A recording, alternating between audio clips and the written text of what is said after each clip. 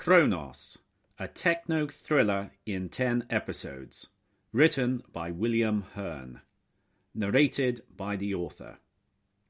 Episode 4, He Never Leaves Loose Ends. Chapter 18, Tuesday morning. I wake before Nadia and decide to rouse her with some breakfast, courtesy of the motel's free buffet. I pull on my jacket and head over to the foyer. It's a cool, clear morning. Despite my coat, I find myself shivering. The breakfast is laid out on a table beside the reception desk. I pour coffee into 2 styrofoam cups and start to gather a couple of plates worth of food. Faiza enters. "Good morning," she says. "Did we have a good night?" she asks, raising an eyebrow. It suddenly occurs to me that not only would Faiza have noticed Nadia's absence from her bedroom last night, but that she probably heard our exertions through the thin wall between the 2 rooms. Awkward. "Yes, thank you," I reply. I can't think of anything else to say. Faiza leans into me. "Look," she says softly, "it's really none of my business who you choose to spend your nights with, but you've known this woman for less than 48 hours. Aren't you going a bit quick?" I blush. "You're right," I say. "This really is none of your business.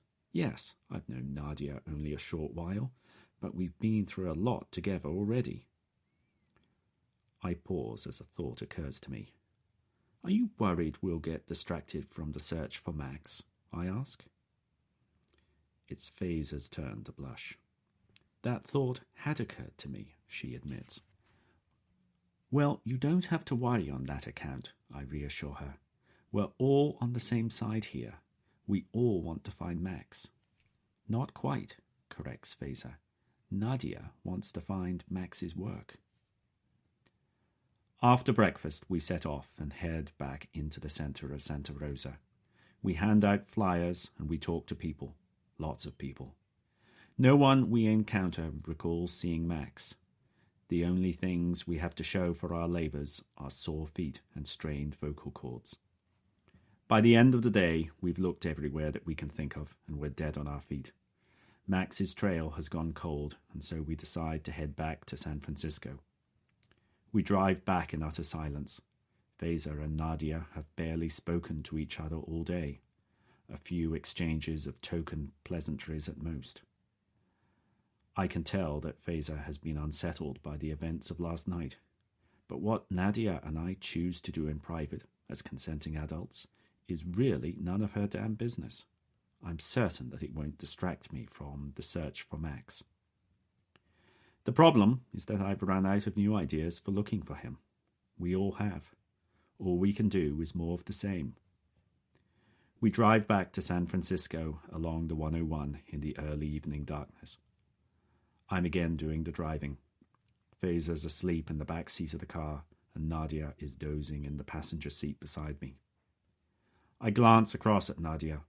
Even in sleep, there's a gracefulness to her, the way she holds her arms to her chest and how she bends her knees, keeping the legs neatly together. Now, I'd be lying if I said that I hadn't immediately found Nadia attractive. Right from the first sight of her in the Reykjavik coffee shop, I was drawn to her. What heterosexual male wouldn't be? Apart, of course, from her father and any brothers she might have. However, I wasn't going to act on those feelings. First, I never thought for a moment that the attraction might be mutual. Second, long ago I learned the importance of keeping business and pleasure separate. A bad ending to a 3-month romance with a rather cute member of the HR department gave me enough mental scars to last a lifetime. So yes, I was drawn to Nadia right from the start. However, I expected us to have a purely professional relationship during our search for Max. Last night changed all of that. Things happened suddenly, unexpectedly. As I take another glance across at Nadia, I realize just how little I know about her. I know she's from Poland and has lived there all of her life, but that's about it. Does she have a family there? A mother? Father? Siblings? Is there a boyfriend hanging around somewhere? With her striking looks, she'd have no shortage of offers, I'm sure. And if she is involved with someone, is he a homicidal, axe-wielding maniac? I could really do without more people being mad at me right now. So many questions, no answers. I mull on this for a while, then realise, guiltily, that I should be thinking about the next steps in the hunt for Max. Maybe Faiza is right to be concerned that Nadia's going to distract me from the task in hand. I shake my head to clear it and return my attentions to the road in front of me. An hour later, we arrive back in San Francisco and drop off the car. Faiza heads upstairs to rest, while Nadia goes out to do some food shopping at the supermarket. I consider accompanying her, but decide that I should give Buckeridge a call instead. I head up to the roof of the apartment building. It's quiet up here. With the nighttime cityscape all around me, I feel distant, unconnected from the noise and bustle of the streets below me. I tap my earpiece. "Iris, put me through to Heath Buckeridge," I command. Buckeridge answers within 2 rings. "Mr. Jenkins, I'm so glad to hear from you again. How goes the search?" he thunders.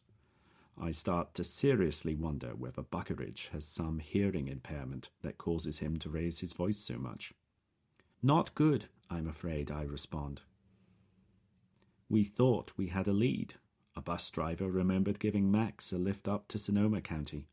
We spent the past 2 days up there looking around, but we found nothing." Too bad, says Buckeridge consolingly. "Thanks again for letting us in the other day," I say. "On the backup hard disk we found a folder named CHRONOS. It was full of university papers. Could this be anything to do with Max's work at Dorg?" "CHRONOS," repeats Buckeridge, thinking to himself.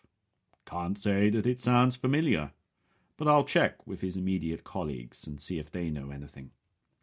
"That would be wonderful," I say. "Thank you." "My pleasure," says Buckeridge. He pauses for a moment and then continues. "I'm glad you called me, as I had an idea today that might help us track down Max." "Really?" I ask, a fresh spark of hope suddenly alight in my heart. "Do you still have Max's backup?" asks Buckeridge. "Of course," I say. "I've got a complete copy of it running within a VM, and the original hard disk is stored safely." "Excellent," says Buckeridge. "Come and see me first thing tomorrow. Bring the disk." Chapter 19. Wednesday morning. Nadia and I set off for the Dorg offices bright and early.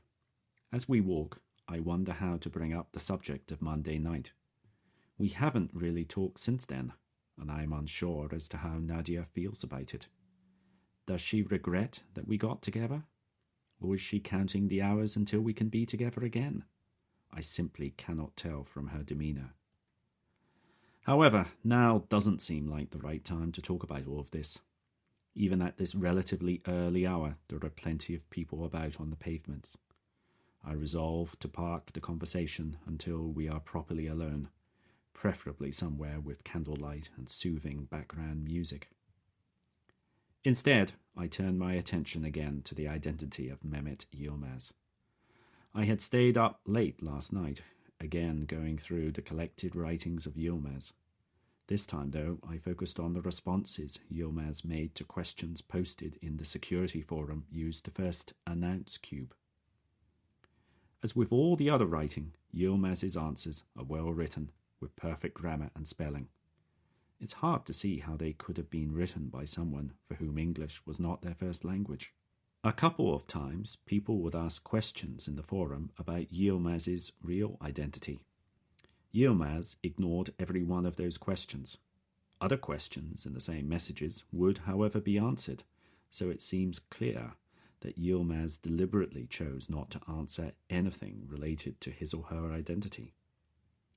Another thing that struck me while looking at the responses from Yilmaz were the message timestamps, the times at which Yilmaz sent the messages. Yilmaz's postings were pretty much evenly distributed across the full 24 hours of the day. There seemed to be no clues there as to which time zone he or she might be living in.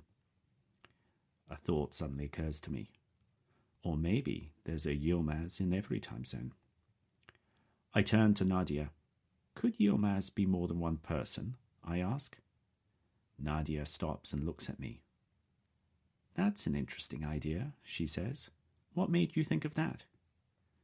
It would answer a lot of the puzzling aspects about Cube, I answer, such as how Yilmaz managed to be an expert in such a diverse range of subjects, how the working code could be ready for release so soon after the paper was published, how postings from Yilmaz came at all times of the day and night.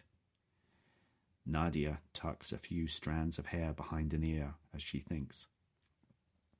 The challenge of keeping a secret amongst a group is much higher than if it is one individual, she answers after some thought. It's not impossible that Yilmaz is more than one person, but it doesn't seem to me to be the most likely explanation. We continue on our way to the Dorg offices and arrive 5 minutes later. Buckeridge is there at the entrance to greet us. He's dressed as immaculately as ever, in a grey suit with purple waistcoat. I struggle to remember the last time that I saw someone wear a waistcoat, weddings aside. Welcome, welcome, he booms as he shows us in. I introduce Nadia to him as a friend of Phaser's. Somehow, I can't imagine that Buckeridge, as Max's employer of less than 6 months, would be too happy to learn that Max is doing work on the side. Enchanté, mademoiselle, says Buckeridge, taking Nadia's hand and kissing it gently. Nadia smiles politely at this, but then turns to me and, out of Buckeridge's line of sight, rolls her eyes. I suppress a snigger. Buckeridge leads us into the main conference room. A man's already waiting for us in there. He's dressed casually in polo shirt and jeans. His thinning hair places him, I'd estimate, somewhere in his late 30s or early 40s. I'd like to introduce you to Joe Wilson, Buckeridge says. Joe's been with us since the start. We shake hands. Nice to meet you, I say. Joe specializes in online privacy, Buckeridge continues. For the past couple of years, he's been looking at the methods that companies can track users online without their knowledge, without the use of browser cookies. I'm well aware of cookies. These are small files that a website can store on a user's computer and which can uniquely identify the user. Back in the 1990s, individual sites would create their own cookies, but concerns started to be raised a decade later when ad agencies created so-called third-party cookies that could be used to track a user across multiple, completely different websites. Rising concerns about cookies meant that most web browsers have added the ability to block cookies. Some of the browsers even have this functionality turned on by default. The result is that online ad companies have had to find other ways of tracking users. I've been researching SCPL, Side Channel Privacy Leakage, says Joe. I look back at him blankly. I've never heard this term before. I glance at Nadia, and she looks equally baffled. Reacting to our blank expressions, Joe gets up and starts to draw on the conference room's whiteboard. Whenever a user looks up something on the web, their browser is exposing thousands of little pieces of information about their system, says Joe. Things like what browser is being used, its version, what operating system is being used, the size of the browser's window, the screen resolution of the computer, the amount of memory it has, and even the speed of the computer's processor.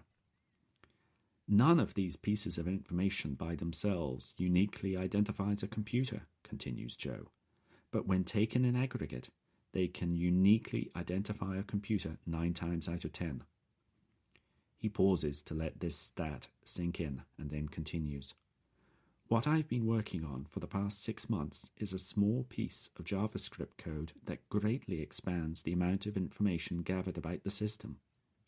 With it discreetly embedded into a web page, I can uniquely identify a computer 999 times out of 1,000. I'm impressed, but also alarmed about the implications for privacy. Whereas cookies can be turned off or regularly cleaned from a browser's cache, this approach requires no action on the part of the user or the user's computer. It just uses information that the browser is supplying as part of its normal operation, enhanced with the results of the JavaScript code. And whilst I suppose you could turn off JavaScript execution on your computer, it's so ubiquitous these days that it is pretty much impossible to use the web without JavaScript being active. Anyway, these are concerns for another day. So how will this help us find Max? Asks Nadia. We are going to generate Max's web fingerprint, says Joe. We'll boot this spare laptop up using Max's hard disk. He pulls out of a bag an old battered laptop. It's the exact same model as the one that Max owns. Once we're up and running, continues Joe, we'll go to a custom website that I've set up. This will generate the fingerprint. Joe passes a piece of paper over to us. Printed on it is the URL for a web page hosted on one of the internet's big cloud computing providers. When this site is accessed, Joe goes on, I can generate the unique fingerprint of Max's computer.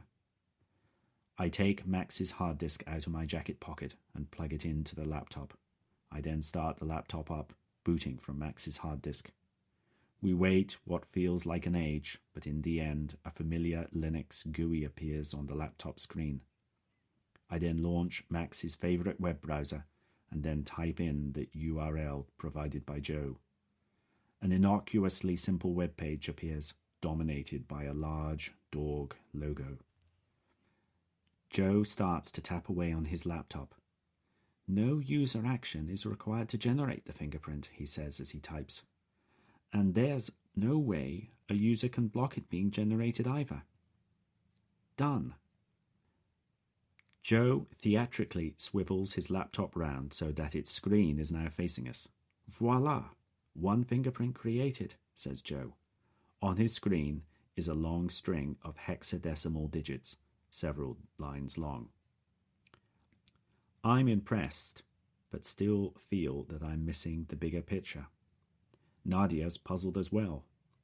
We've generated the fingerprint, I get that, Nadia says. But what are we going to compare this fingerprint against?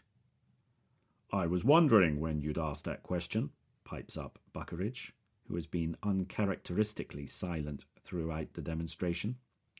Fancy a drive down to Mountain View? It's time to call in a very, very big favour. Chapter 20. Wednesday lunchtime.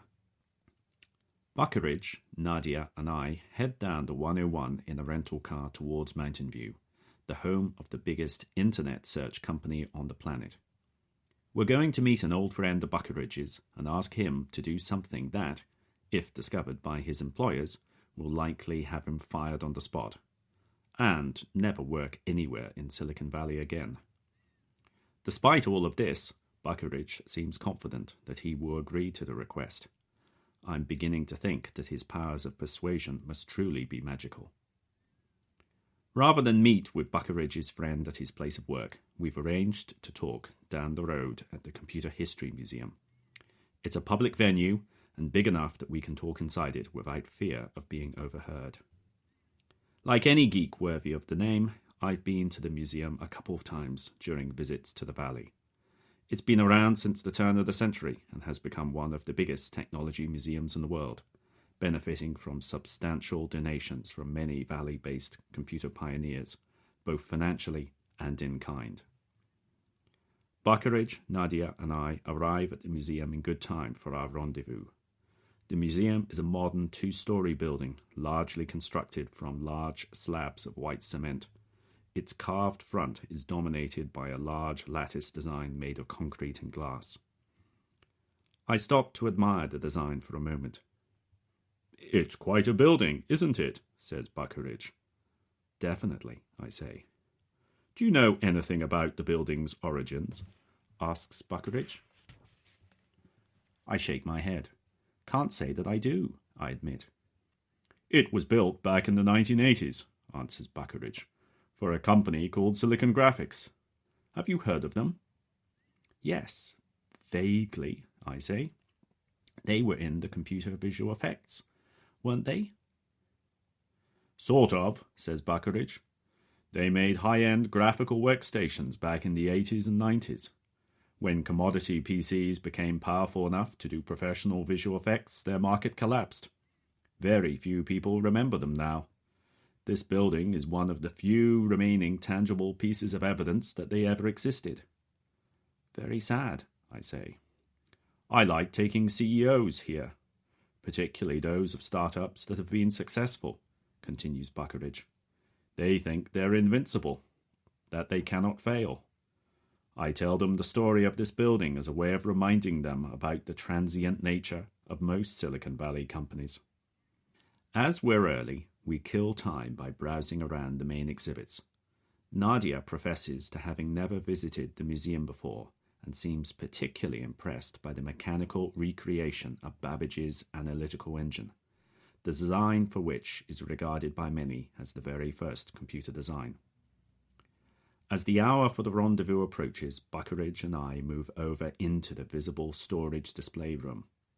Nadia remains in the main part of the museum, keeping a discreet lookout. The VSD room is a cavernous space containing hundreds of antique computers and associated peripherals.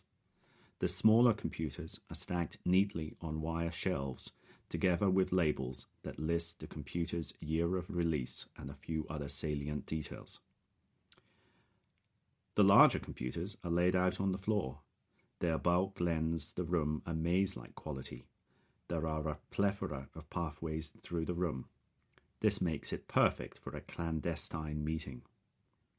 We browse around the room, pretending to look at various machines. There are only a couple of other people in the room with us, far away on the other side. Another advantage of the VSD room is that it's much less popular than the other parts of the museum. Maybe it is just me, but there's something morbid about the room. None of the computers are powered up. Most of them likely wouldn't work if they were, so the whole place has the feel of a graveyard. It feels like the room is full of carcasses of dead computers, no hint of the important jobs they once performed. As we walk down an aisle bordered by two tall sets of shelves, a man approaches us. He is stoutly built, of similar age to Buckeridge, with a greying beard and an equally greying ponytail. He's wearing a pair of well-worn jeans, together with equally worn cowboy boots and a faded check shirt. A pair of spectacles at least 10 years out of style completes his attire. The man stops and holds his hand out to Buckeridge. "It's good to see you, HB," he says quietly. His accent sounds Midwestern. Buckeridge shakes his hand. "And you," he says. He gestures in my direction. "This is Tom," he says. The man nods to acknowledge me. Continues Buckeridge, "it's probably best if Tom doesn't know your name. You know, just in case." "Agreed," the man says, nodding again. Buckeridge goes on. "One of my employees has disappeared, and we're desperately worried for his safety. I've had his web fingerprint generated. We need it compared with as much web traffic as possible, in all geographic regions." Buckeridge opens his hand to reveal a memory stick. "On here is the fingerprint, along with the JavaScript code to generate the data points. What can you do?" he asks. The man scratches his beard, deep in thought for a moment. He lets out a long sigh. "Hell, Buckeridge, when you call in favors, you really call them in," he says. "I can get this on the main search page for a week, perhaps 2 at the absolute max." He takes the memory stick from Buckeridge's hand and pockets it in his jeans. Buckeridge lets out a sigh of relief. "Thank you," he says. "This means the world to me." "But who visits search pages anymore?" I ask. "Doesn't everyone these days just put search queries into their browser's address box?" The man flashes me a smile. "Why do you think we put so much effort into creating the doodles?" he says. He winks at me and then turns and moves off. He spends a further token 5 minutes looking at the exhibits and then saunters out of the room. He has much work to do back at the office. "Wow," I say, turning to Buckeridge. "Do you think he'll be able to do what he promised?"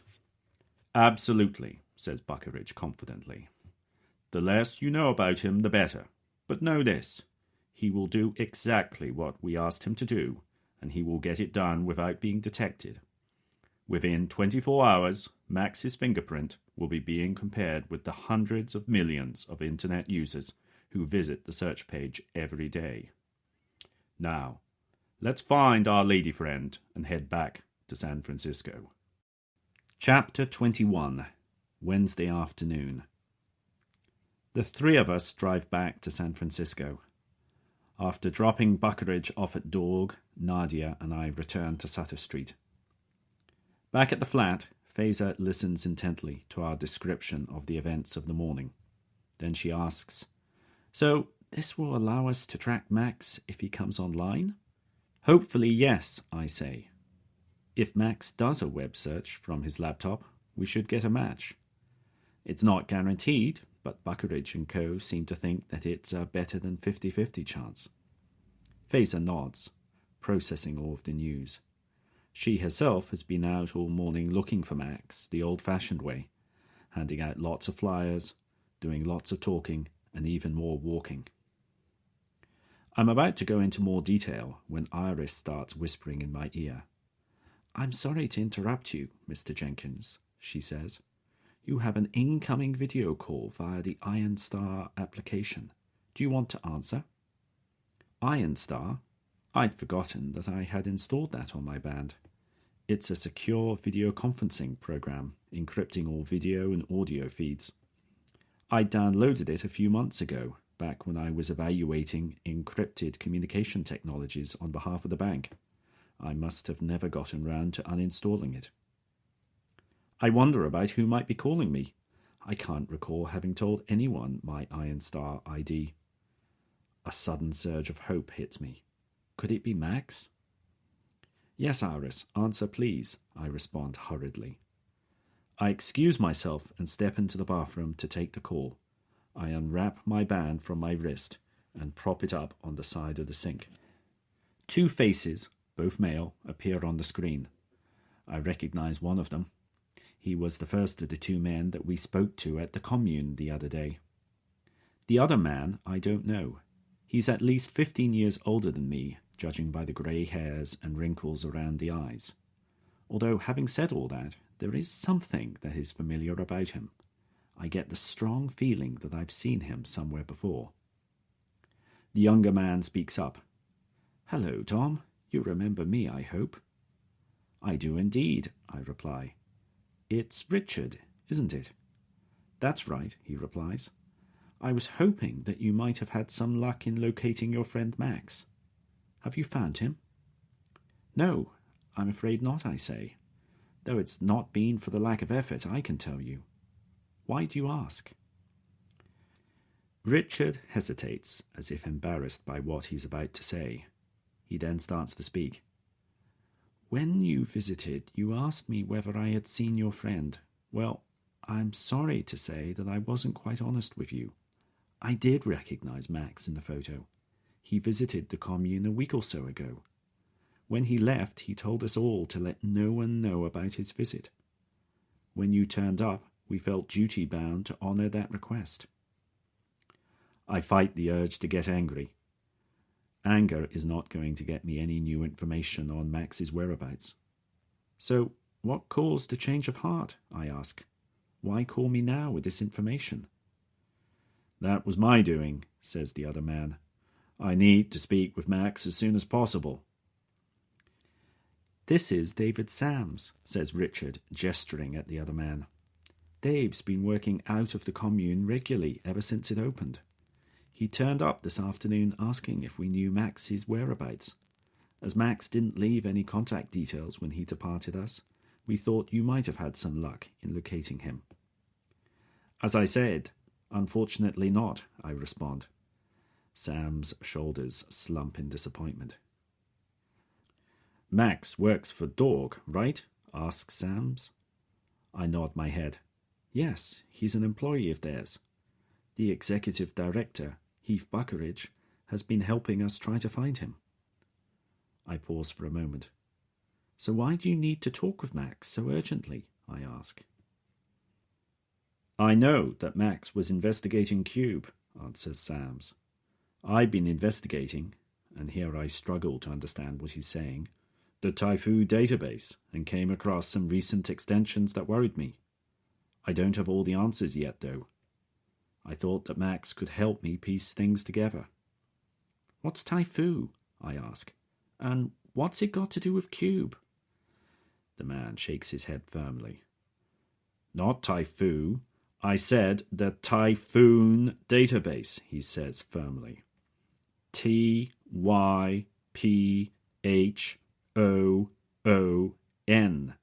He virtually spits the individual letters of the acronym out at me. Richard gives a polite little cough. Anyway, I can't say any more over this line. We may already be being monitored, Sam says. Let me get my notes together and we can meet face-to-face tomorrow. Come up to Sebastopol in the morning. We'll meet downtown somewhere. I know. The Roasted Bean Coffee Shop, 11 a.m. Don't be late. Without waiting for me to acknowledge the details of the rendezvous, Sam's reaches to turn the webcam off. The call ends. I come out to the bathroom. Both Fazer and Nadia look at me with puzzled expressions, wondering why I'm beaming from ear to ear. Looks like our trip up to Sonoma was more successful than we thought, I say triumphantly. Max did visit that commune. And someone else has arrived there, asking for Max. Chapter 22, Thursday morning. Straight after breakfast, Fazer and I head off up the 101 on the 50-odd-mile drive to Sebastopol. Nadia has volunteered to stay behind and put up more posters. She seems to be making a concerted effort to get back into Fazer's good books. I wonder whether she's doing it because she wants to re-earn Fazer's trust, or to get Fazer to ease up on me. Whatever her reason, it does seem to have improved Fazer's mood somewhat. Nadia and I have talked little over the past 2 days, and nothing about what happened on Monday night. I'm wondering how she feels about it now. Is she regretting our getting together? While she certainly seemed to enjoy it at the time, does she view it as a one-off, or does she see us as a couple in the future? I really can't tell from the way that she acts towards me. She's a hard woman to read. Fazer's bladder needs regular emptying, so after half an hour of driving, we stop off at a gas station that has a toilet. As we get ready to head off again afterwards, Fazer turns to me in the car. I'm sorry about how I acted the other day, she says. About you and Nadia. That's okay, I tell her. I was almost as surprised as you were when it happened. It's just... Fazer hesitates and then continues. Just that you getting together with Nadia brought back some painful memories for me. I turn round in the car seat to look at her. Painful? What do you mean? I ask. Fazer sighs and pauses before answering. It was a while back. Max and I had been arguing earlier that day, and that evening I went out for drinks with a group of male friends from the university. I was annoyed at Max. The university course workload was immense, and I needed to let off some steam. I drank more than I should have. One thing led to another, and I ended up spending the night with one of them. I'm stunned. You mean you had an affair? I ask, incredulously. No, nothing as formal as that, says Fazer. It was only one night. I regretted it immediately. Does Max know about this? I ask. Yes, he knows, Fazer says, lowering her gaze. I had to let him know. Why? I say. It was 6 months ago, Fazer answers. I stare back at her blankly, none the wiser. I don't get it, I say. To be precise, it was 31 weeks ago, Fazer says. The penny drops. You mean that your baby, I say, might not be Max's? Yes, says Fazer. We don't know for sure. We'll find out when the baby's born, I guess. I now understand just why Max and Fazer were so reluctant to tell their families about the impending birth. How does Max feel? I ask. He was hurt by what I did, of course, Fazer answers, and that he may not be the biological father of my baby. But he said that it would make no difference to how much he would love the child. He said that he loved me and that he would love our baby. I nod my head. That matches how I figure Max would react to this situation. And does the other guy know? I say. Fazer shakes her head. No, he doesn't, she says. I haven't seen him since that night. As soon as I knew that I was pregnant, I pulled out of university. Max and I have agreed to do a paternity test after the birth. Based on the result of that, we'll decide who else needs to know and what. She reaches out and touches my hand. I'd appreciate it if you told no one else, she says. Not even Nadia. Of course, I tell her. You have my word. Fazer pulls her arm back. Thank you, she whispers. I press the car's ignition, get into gear, and reverse out of the parking bay. We continue up the 101. We pull into the municipal car park in Sebastopol just after 10:30 a.m. We're in good time for our meeting with Richard and David. We leave the car and stroll over to the coffee shop. I order a tall coffee, black. Fazer chooses a herbal tea. The coffee shop is relatively quiet at this hour, and we're able to get a table to ourselves over on the side. So, says Fazer, where do you want to start with the questions when our guests arrive? First, we need to establish the timing of Max's visit to the commune, I reply. When he arrived, when he left. Then we can get into what he did while he was there, and who he talked with. And whether he said anything about where he was going next, Fazer adds. I nod in agreement. Nadia tells me that no one knows who created Cube, Fazer says, changing the subject. Is that correct? Yes, it's true, I answer. The original paper describing it and the software that followed shortly afterwards were released by someone using the pseudonym Mehmet Yilmaz. Why was this never big news? Asks Fazer. It's a good question, I answer. I've been thinking a lot about that myself. When the Cube white paper was first published by Yilmaz, I don't think that people realized that it was a pseudonym. Most probably, they assumed that the name was real. Once people did realize that it was a pseudonym, well, Yilmaz was still active at the time in the forums, and so it didn't seem to matter very much. People might not know the person's real identity, but they could still interact with him or her. Ask them questions, get responses. It wouldn't have seemed that unusual. Lots of people use only login screen names for their online activities. Like Nadia going by Nero online, for example. Then, Yilmaz stopped posting to the forums. But it was done with no fanfare. The postings just stopped. There was no I'm stepping down now valedictory message. It took folk a couple of months to realize that Yilmaz had stopped posting. By then, Cube's popularity had really taken off. It was getting lots of attention, but it was all focused on Cube itself, the design of the protocol and the software implementing it. As all of the code had been made open source, people could inspect it for themselves and decide whether or not they wanted to use it as an online currency. Lots of journalists have tried to find Yilmaz, and some have claimed to have found him. But none of the people put forward have stood up to serious scrutiny. None of them display even close to the degree of genius required to have created Cube by themselves. Fazer frowns. I keep hearing you and Nadia and others say that Cube is brilliant, she says. What exactly is it about Cube's design that is so special? Iris whispers in my ear that the time is 10:45 a.m. Not long to wait now. Cube is the first currency in history whose architecture is completely distributed, I reply. Every other electronic payment system previous to Cube has required some form of central body to process payments and make sure that no one tries to spend money that isn't actually theirs. Instead, Cube has a common workspace that is shared by all the computers running the central Cube software. Within this workspace is the global ledger that records every single verified Cube transaction. This ledger is open to everyone to view, and in principle, to contribute pages to.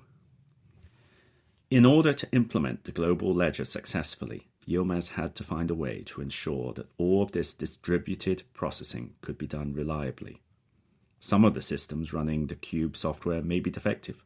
They might make mistakes that could corrupt the ledger.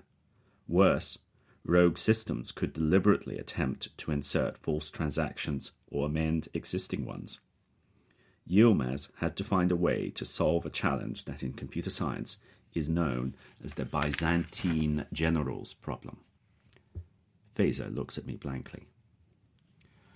I scribble a quick diagram on a napkin and slide it across the table. The Byzantine armies are planning to attack a heavily fortified city, I say, gesturing at the castle in the middle of the diagram. The armies, each led by a general, are camped out around the city and are geographically separated from each other. The generals have the problem of agreeing a common time to attack the city. The city is defended well enough that if the attack is not coordinated, it will fail. The generals can send messengers to each other, but messengers may be captured en route. To make matters worse, some of the generals may be traitors to the Byzantine cause. They will attempt to disrupt the communication between the other divisions and perhaps feed wrong information. So the challenge facing the generals is how to come up with a communication process that allows them to agree on a common time of attack, but which is robust enough to cope with messages not being received and traitorous generals sending wrong information. The scenario was first defined back in the 1980s as an analogy for the problem of getting distributed computers to communicate successfully, even in situations where some of the systems were faulty and feeding wrong or corrupt information to the others. Yilmaz had to come up with a solution to this problem in order to make Cube work. His approach can best be described as emergent consensus, where consensus arises as a result of the interactions of thousands of independent citizen systems, all running the Cube software and maintaining the global ledger. Each of these systems independently verifies each transaction as well as every new page that is added to the ledger. Each system effectively votes on which is the true version of the ledger. Consensus comes through what the majority of the systems decide, each of them deciding independently of the rest. You can think of Cube as a perfect implementation of the wisdom of crowds. As long as the majority of the Cube systems are honest, any attempt to subvert the currency will fail. I glance up at the clock on the wall. It's now 11:05. They really should be here by now. Mehmet Yilmaz is an interesting choice of pseudonym, muses Faiza. I know, I say. It's effectively a Turkish non-name, their equivalent to the British John Smith or the US John Doe. The choice of it suggests that the identity of the Cube's creator isn't important. Oh, I wasn't meaning that, replies Faiza. I was thinking of how the world's first ever coinage came from Turkey. Really? I say, surprised. The first metal coins were made in the Kingdom of Lydia, answers Faiza, which today forms part of the western provinces of Turkey. Trust me, as a business student, I've learned more than a thing or two about money. She pauses, thinking for a moment, then continues. Maybe Mehmet Yilmaz was chosen by the Creator, as they felt that cube is as big a step forward for money as metal coinage was 3,000 years ago. I rub my chin. Could be, I answer. That can be one of our questions for David when he gets here.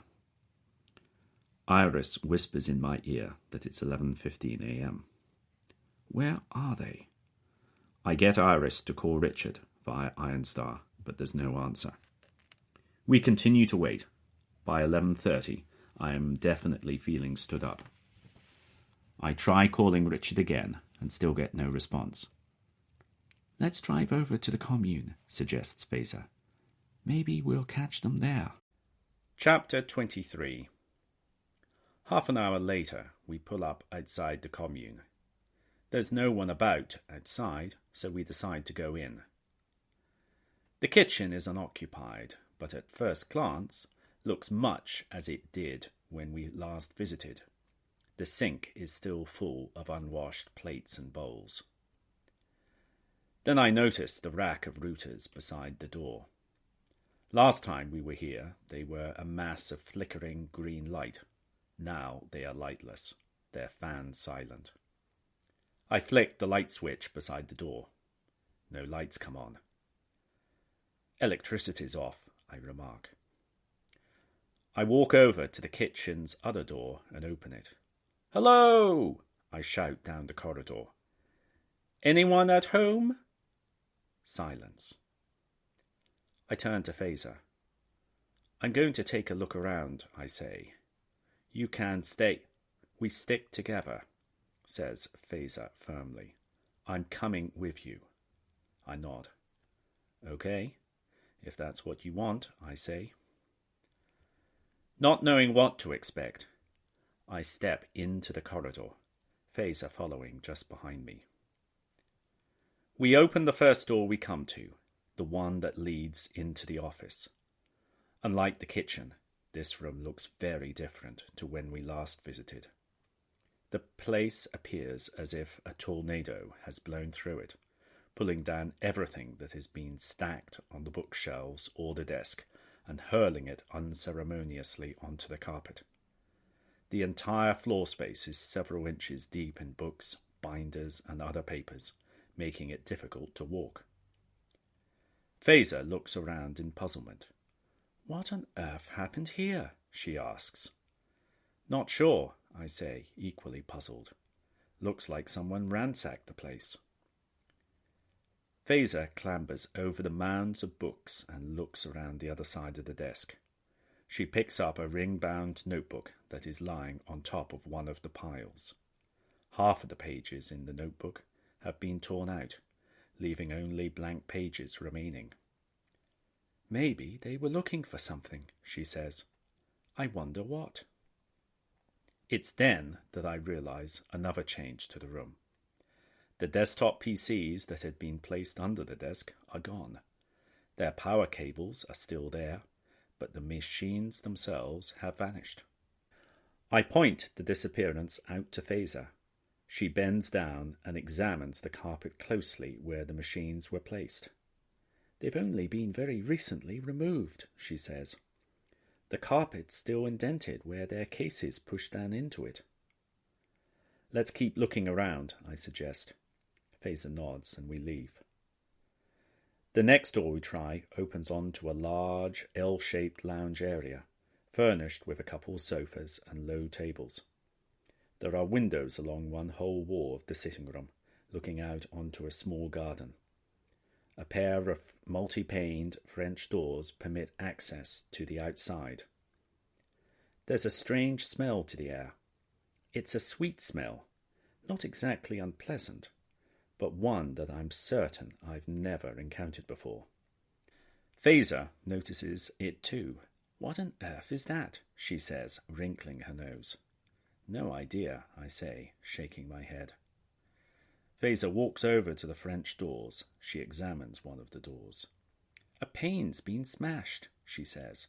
And what's this? She asks, her attention now drawn to something by her feet. I walk over to her and take a look. On the carpet, amidst broken glass, is a small grey cylinder about 30 centimetres in length. One end has a valve. I crouch down and gingerly pick it up. The canister has only a few markings on it. None of them I recognise. I give it a cautious sniff and confirm that it is the source of the strange smell. "What do you think it is?" whispers Fazer. I shrug my shoulders. "Some kind of gas, but I don't know what exactly," I whisper back. "Is it dangerous?" says Fazer, her hands instinctively moving too, and clutching her belly. I shake my head. "I hope not," I say, trying to reassure her, "but let's keep a close eye on each other. If either of us starts acting strangely, let's get out of here." "You got it," says Fazer. She bends down again and looks at the broken glass. "Judging by where the glass fell, the canister must have been fired by somewhere over there," she says, gesturing towards a tree on one side of the garden. Taking the canister with us, we head out of the sitting room. We've now explored all of the ground floor, leaving us only the stairs leading to the upper floor and steps down to the basement. I'm just about to ask Fazer whether she wants to go up or down, when suddenly, from somewhere above us, there comes a sound. We both stop and listen intently. The noise repeats. It's quiet, but it is unmistakably the sound of tapping. "Something's knocking," says Fazer, staring at the ceiling. "Or someone," I say. "Let's go find out." We head up the stairs. At the top is another corridor with doors on both sides. At the end is an open door leading into a bathroom. We open the first door and look inside. It's a small bedroom with a window that looks out on the garden. Apart from the bed, there's a small wardrobe and a desk. The pillows and duvet of the bed are scattered on the floor. Lying on the floor beside the window is another grey canister. I go over and pick it up. It's identical to the one we found downstairs. Judging by where the glass is lying, the canister was fired from the same location too. Fazer puts her hand down on the side of the desk and then pulls it back sharply. She looks at her hand and then the desk. "Blood," she says, holding her hand out to me to see. "Someone hit the side of this desk hard. Very hard." She wipes her hand clean with a tissue. "Whoever broke into the house must have encountered resistance," I answer. "Maybe this gas was intended to subdue, but not everyone was affected." We hear the tapping noise again. This time it's much closer, just across the corridor from us. I walk across and open the door. It's another bedroom, much like the one we were just in. Equally empty of people too. I check the wardrobe to make sure that no one is hiding there, but find nothing. As I'm puzzling over the source of the tapping, the sound occurs again, and I realize its cause. The window of the bedroom is slightly ajar and is periodically being made to bump against its frame by the wind from outside. "So it was just a window we heard," sighs Fazer. "I guess someone likes fresh air while they sleep." "Maybe," I say, examining the window. It's a large window, maybe large enough to climb out of. I open the window fully and lean out. Below me is a small roof that is on top of a side porch, and beside me, I reach outside and pull something that is stuck to a nail embedded in the frame of the window. It comes free in my hand. I examine it closely. It's a scrap of fabric, possibly from a shirt or a jacket. I show it to Fazer. "I think someone tried to use the window to escape," I say. "I wonder if they succeeded," Fazer replies. We look around the rest of the top floor. We find some more bedrooms, a few more canisters, but no more clues as to what happened. Fazer has the pee again, so she checks out the bathroom, but finds nothing. That leaves only the basement to search. It's dark down there, but I'm able to find a couple of working flashlights in a cupboard in the kitchen. Going down the stairs, Faiza is a step or two in front of me. She gets to the bottom of the stairs and then starts to look around with her flashlight. Suddenly she stops. Her hands go to her mouth and she screams. At the far end of the basement lie multiple dead bodies. They are bound hand and feet. I rush to Faiza and she turns and buries her head in my chest, sobbing. I try to be manly and cool, but it's all I can do to not throw up. After a few moments, Faiza's sobs subside. She pulls away from me. I'm going outside, she says. Can you check for me whether Max is here? I mean, is one of the bodies? I nod as reassuringly as I can. Of course, I say. I'll be out in a few moments. Faiza leaves the cellar, and I am alone with the corpses. I start the grim task of examining them. There are 5 men and 1 woman. They're lightly dressed, in nightwear, t-shirts and shorts mostly. Whatever happened must have occurred during the night. One by one, I look at the bodies. 2 of the corpses are Richard and Tim. The other bodies I don't recognise. There's no sign of Sam's, nor of Max. Strangely, there are no immediate signs of the cause of death. I cannot find any bullet marks, or any other kind of mark, for that matter, anywhere. There is something strange, though, about the bodies, and it takes me a while to realise what it is. It's their eyes. All of the corpses' pupils are massively overdilated. I can barely see their irises at all. I'm pondering the significance of this when Iris alerts me to an incoming call via Ironstar. I tell her to answer it and unwind my band from my wrist. Sam's face appears on the screen of my band. He is a mess. He's got a deep cut down one side of his face and his jaw is puffy and discoloured. He's going to get you, he says, before I have a chance to say anything. I'm sorry, I don't understand, I respond, confused. I said, he's going to get you, Sams repeats. Who's going to get me, I say. I don't know what you're talking about. Christoph, of course, he says. He pauses, looking at me, waiting for a reaction. Who? I ask. Alexei Christoph, Sams repeats. He and his Bratver cronies stormed the commune last night looking for me. I only just managed to escape. He touches his swollen jaw delicately, wincing as he does so. All things considered, I got off pretty lightly, he continues. I don't know who you're talking about, I tell him, puzzled. I've never met anyone by that name. Sams stares at me for 10 long seconds. Finally, he responds.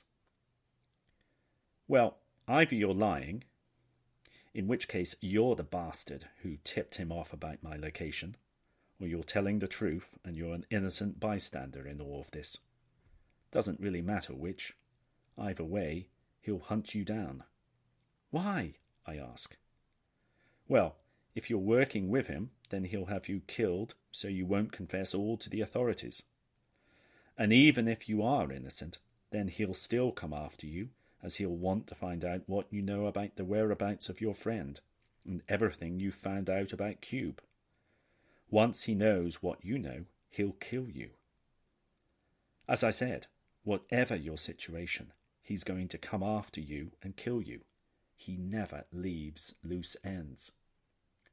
I put my hands up in mock surrender. I'm sorry.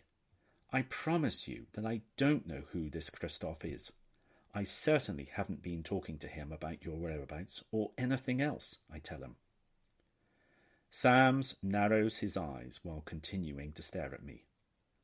Finally, he continues. It's possible, just possible, that you're telling the truth. In which case, my advice is to get as far from California as possible. Hide. And hope that he'll lose interest in you before he finds you. He probably won't. But at least you'll live out whatever days are left to you in the naive belief that things will turn out okay. I understand, I tell him, but until I find Max, I'm not leaving. Commendable, replies Sams. Courageous even, but stupid, very stupid. The longer you remain in California, the more likely that Christoph will find you. Meeting him will not be pleasant, I can promise you. Why is he after you? I ask. Because I'm one of the people who invented Cube, replies Sams calmly. I quit a long time ago, but he thinks that I can still lead him to the rest of the guys. Yes, I think to myself. My hunch was right. Suddenly, everything falls into place. The accidental variations in spacing, the responses to forum messages at all times of the day and night, the need for Yilmaz to be a virtuoso polymath of unrivaled breadth and depth. These pieces all fit together now. If Cube was the work of more than one individual, then these questions all have easy answers. Sams glances at his watch. I have to go now, he says. I'm getting on a plane in 20 minutes. I've got tickets booked under a fake name with new passport, credit cards, the lot. I'm leaving the US for somewhere a long way away. Somewhere Christoph won't be able to find me easily. I've been running from him for almost 10 years now. I've learned how to disappear. I'm very good at it. You won't hear from me again unless you find your friend. I won't talk to anyone other than him. And, just like that, he hangs up. I'm about to resume searching the bodies when Phaser appears at the top of the stairs. Someone's coming, she yells. Fear clutches my heart. Sam's words echo through my head. He never leaves loose ends. I sprint up the steps and dash outside. Phaser points at a cloud of dust on the dirt track to the house. A car's coming this way, she shouts. We need to hide now, I tell her. It may be the Bratva. We race over to our car and I reverse it into the largest of the outbuildings. I shut the doors of the shed and we peer through a couple of holes in the wood panelling. We wait, hardly daring to breathe as the sound of the car gets closer and closer. Phaser hides beside me. Did you, she whispers, did you find Max? No, I whisper back. No sign of him. I did recognize a couple of the bodies.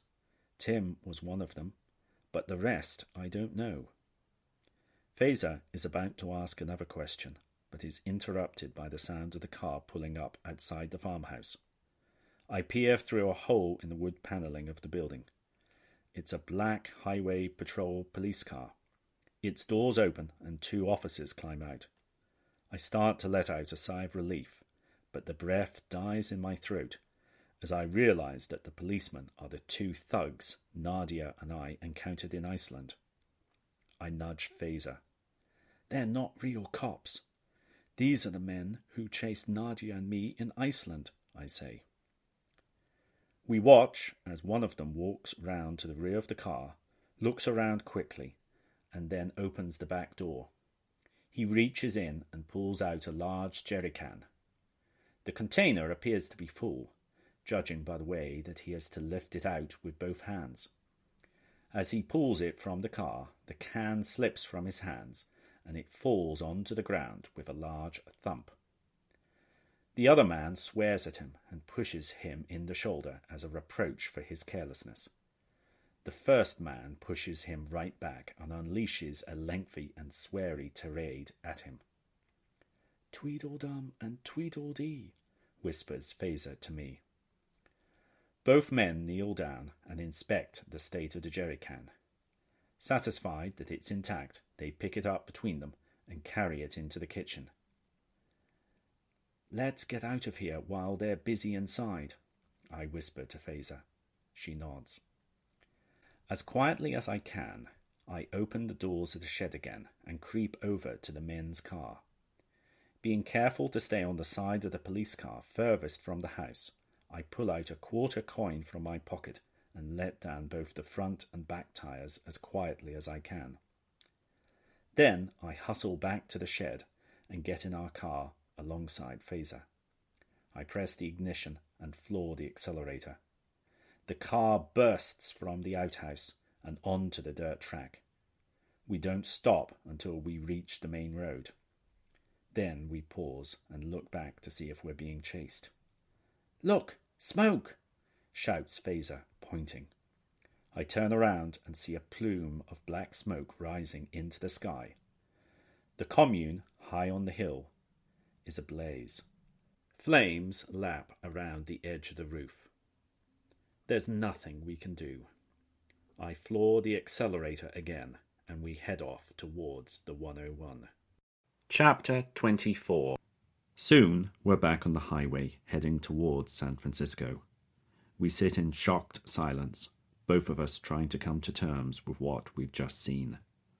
My hands are shaking, so I decide to let the car do the driving just this once.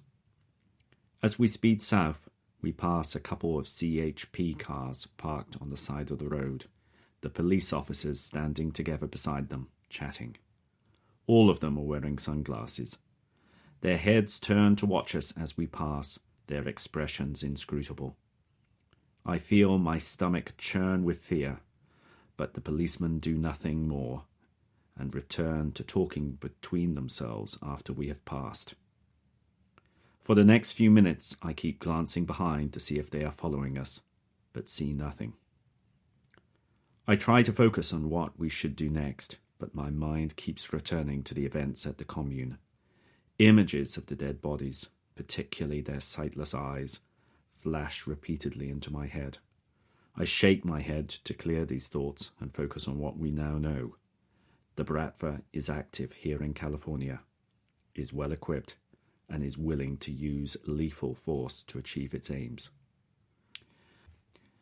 I think about the way that the commune had been ransacked, most notably the missing computers. And not just ones in the office.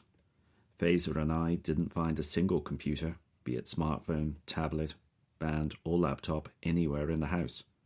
The presumption has to be that the Bratva took them all, looking for information on them about Cube. I think back to the video calls with Sams. Why did he seem familiar to me? I'm sure that I've never met him before in my life. I'm quite good with faces. So how come I feel that I've seen him before? I think about conferences and trade shows that I've attended, webcasts that I've watched, but can't think where I might have encountered him before. I'm still musing on this as the car arrives in San Francisco and pulls up outside the apartment building. We get out, and the car races off for its next booking. We climb up the stairs to the apartment. Just as Fazer is unlocking the front door, an image flashes into my head. I know where I've seen Sams before. I dash over to Max's desk in the sitting room, pull open the lower drawer, and grab the photocopied restaurant photo lying inside. I inspect the group photograph closely. Sure enough, sitting at the front of the booth, closest to the camera, is Sams. He's much younger in the photo, at least 15 years by my estimation, but it's definitely him. He is one of the two faces circled in red. I brandish the photo and show it to Fazer. I knew I'd seen Sam somewhere before, I tell her proudly. He's in this picture that Max had. Fazer takes the photo from me and looks at it. I believe you, she says. What about the other people? Do you recognize any of them? I retrieve the photo from her and take another long look at the other faces. Finally, I shake my head. No, I don't, I say. None of the bodies in the commune were any of these men. I take another look at Sam's in the photo. As I do so, a nagging feeling grows within me that I've encountered his name before somewhere, not connected with the photo. I rack my brains trying to figure out where. Then I remember. I quickly pull my laptop out of my bag and wake it from sleep. I open the VM that I've created with Max's data and go to the CHRONOS directory. I open each one of the half-dozen academic papers that Max has stored there. There, amongst them, is one authored by a David P. Sams. It's a brief but dense paper on peer-to-peer communication, written nearly 20 years ago when Sams was a PhD candidate at Stanford University. Faiza leans over my shoulder and looks at the paper. "It's got to be the same person, right?" she says. "It would be a mighty coincidence if it weren't," I tell her. Another idea suddenly strikes me. I look through the rest of the papers and write down the names of the authors. Suresh Nattar, Ben Orson, James Oswald, and Peter Collins. One by one, I do internet searches for images of them. Nothing significant comes up until I do the search for Collins. The first page of pictures contains an image that matches the other man circled in the photo. "So, is this a photo of the creators of Cube?" Faiza muses. "Could be," I say, nodding absent-mindedly. I stare at the restaurant photo. It's telling us something else, but I can't quite put my finger on it.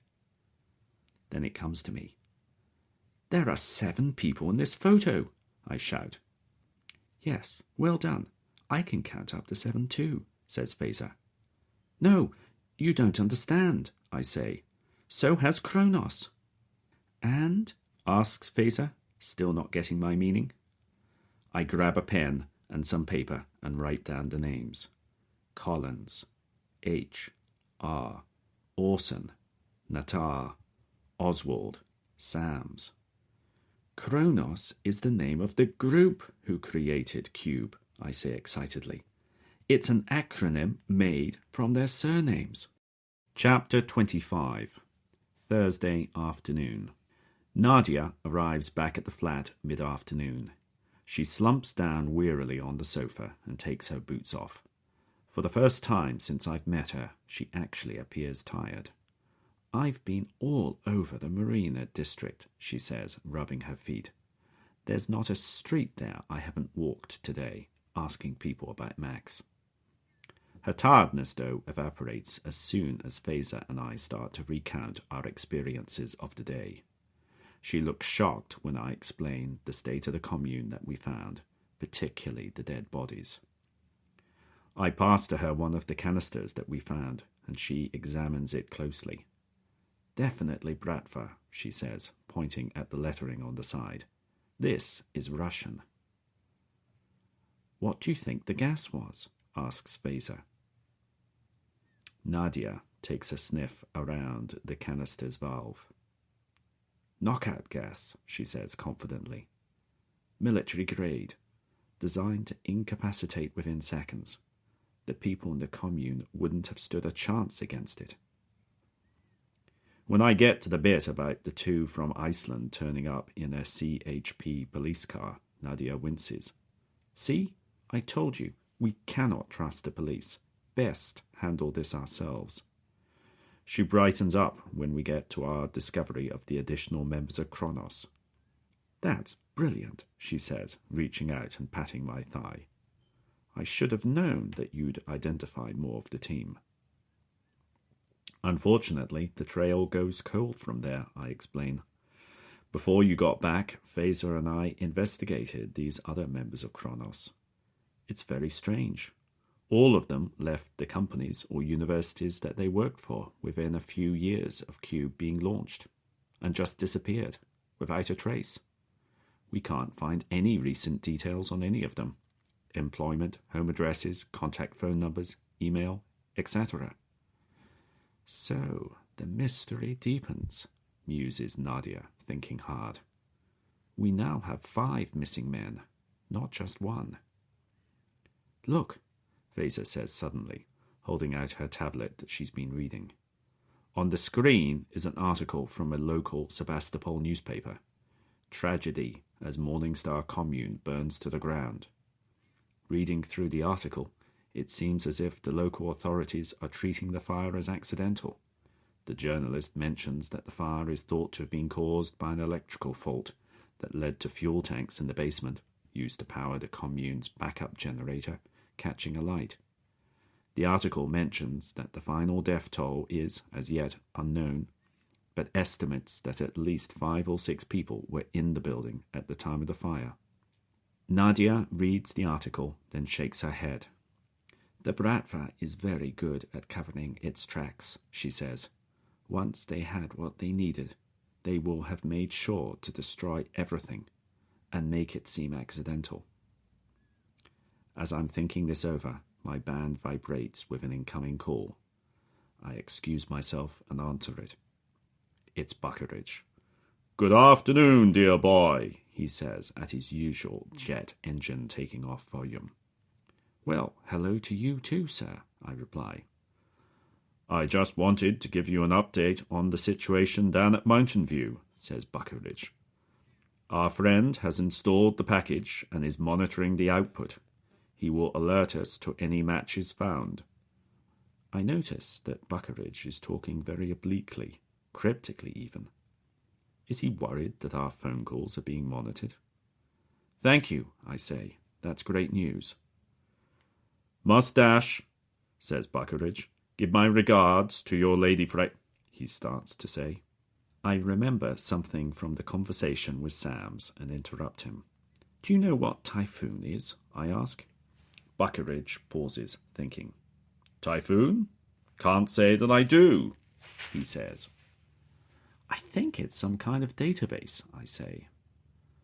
"A database called Typhoon," muses Buckeridge, more to himself than to me. "No, doesn't ring any bells. I'll ask around, though, and see if anyone else has heard of it." He pauses for a moment, then continues. "Now, you must excuse me. I'm late for my next meeting. I'll let you know if I find out anything." He hangs up. I re-enter the flat. "That was Buckeridge," I say. "The web fingerprint monitoring has been activated." "Great," says Fazer. "What now?" "Now we wait," I say. I'm feeling much more optimistic due to Buckeridge's call. Every hour, hundreds of millions of visitors to the search website are having their web fingerprints generated and compared to the one we produced for Max's laptop. Somewhere among those millions there has to be our Max. He's got to be out there somewhere, right? Chapter 26. We spend all day on Friday waiting to hear from Buckeridge. Of course, we go out and put up flyers and talk with people in San Francisco, but it's really just to occupy ourselves. Not one of us believes that Max is anywhere near San Francisco now. Buckeridge calls late on Friday evening, but only to say that there have been no matches to date. On Thursday, Dorg had given over the front page of their website to a photo of Max, together with a plea for anyone who's seen him to contact them immediately. Fazer thanks Buckeridge most sincerely for doing this.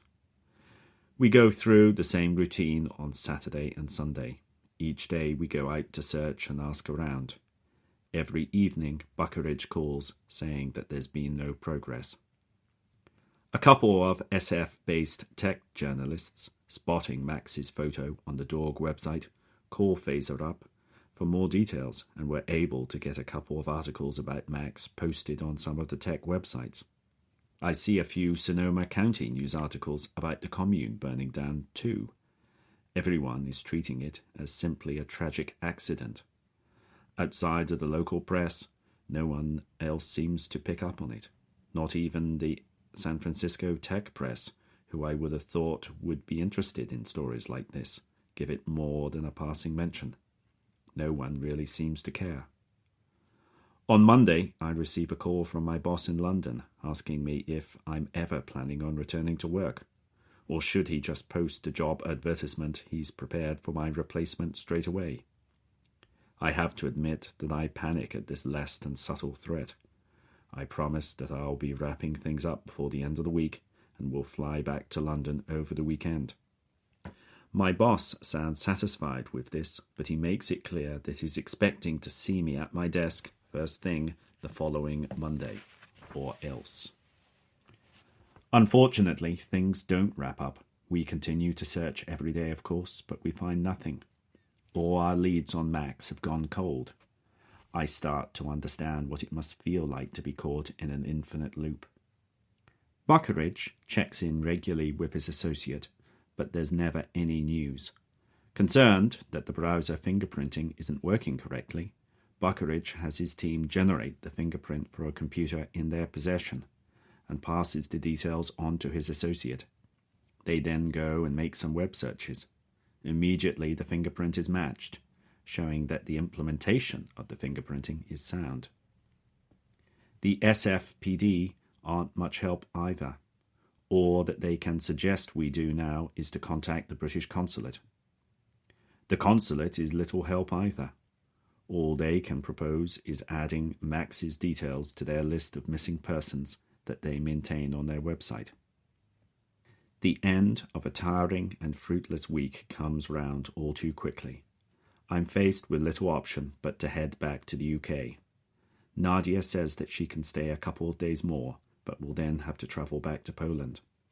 I did float the possibility of her coming back to London with me, but this offer is graciously but firmly declined. I fly back on the Saturday night, arriving into London early on Sunday morning.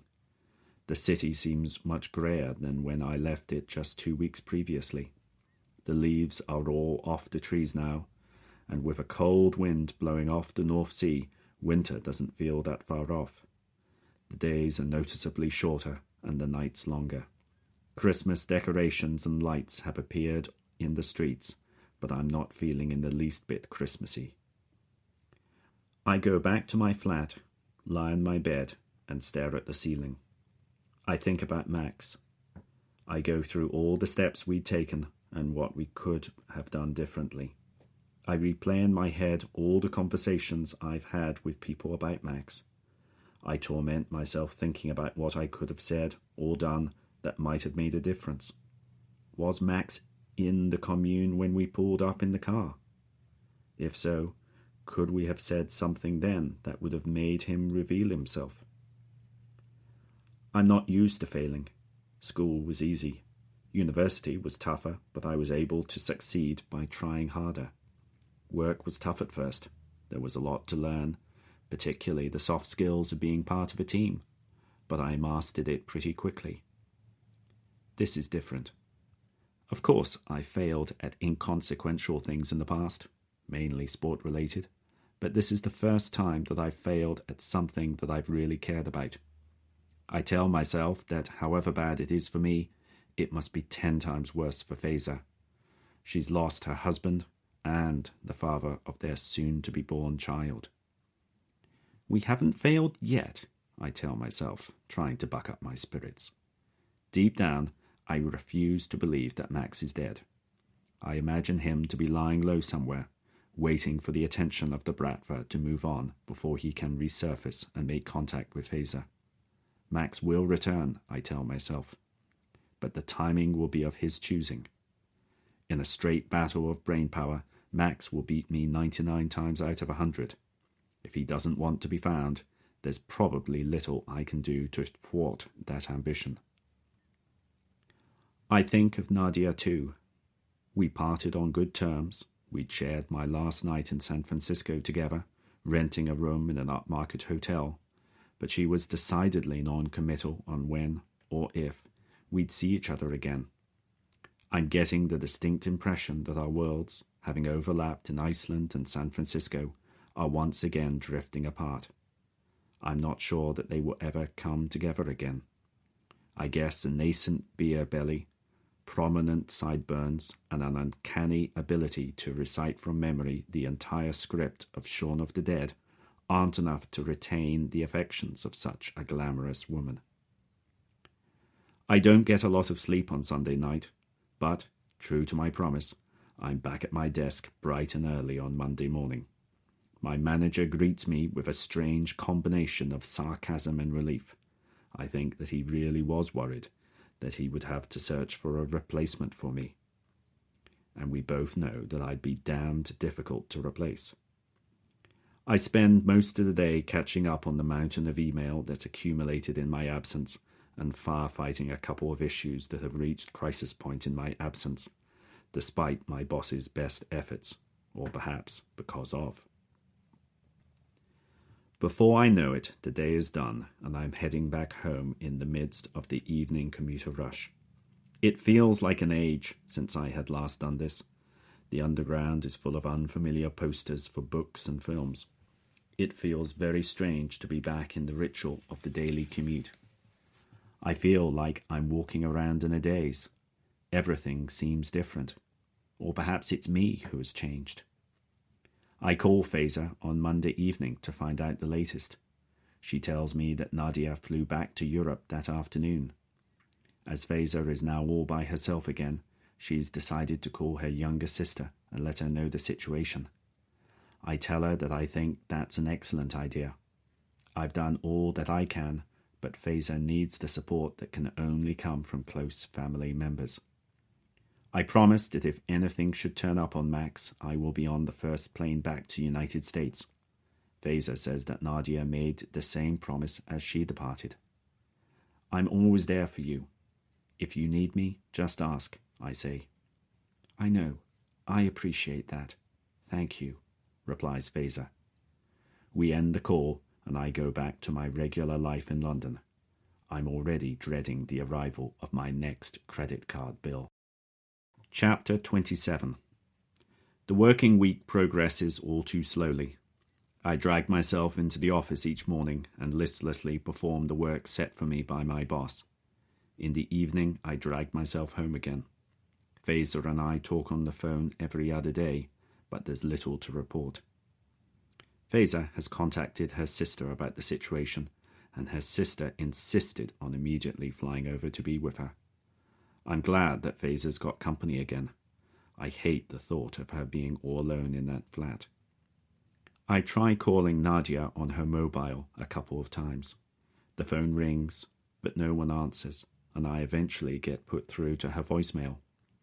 I leave a couple of messages asking her to call me back, but I haven't had any response. Due to my jet lag, I struggle to get to sleep at night.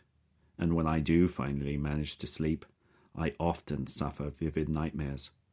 I dream that I'm back in the cyber commune, looking at the pile of dead bodies. The eyes of the corpses stare up at me as if to say, "Why couldn't you have done more?" Then I wake, drenched in sweat. To help me sleep, I decide to get back into the habit of regular exercising. I start to visit the gym daily. The first few sessions are painful, but I soon begin to feel better for them. The following week follows the same pattern. I trudge into work each day. Faiza and I talk every other evening, and my calls to Nadia get put straight to voicemail oblivion.